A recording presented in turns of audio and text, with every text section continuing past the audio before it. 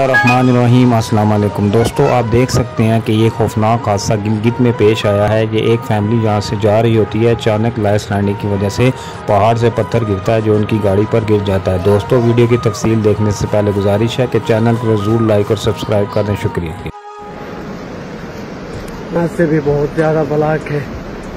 अल्लाह खैर करे कि गाड़ी वहाँ कोई खड़ी है, तो देखते हैं कि क्या कुछ होता है।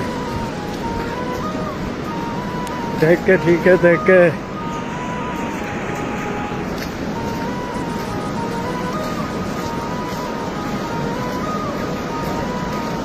ओए माय गॉड, वही वही वही वही वही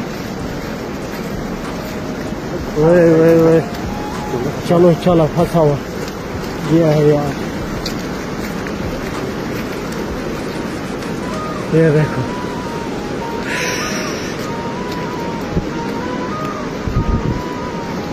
अस्सलाम वालेकुम, अस्सलाम वालेकुम।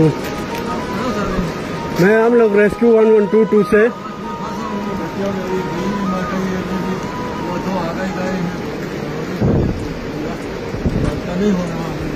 आपकी टांग फंसी हुई है? टांग फंसी है इसके नीचे।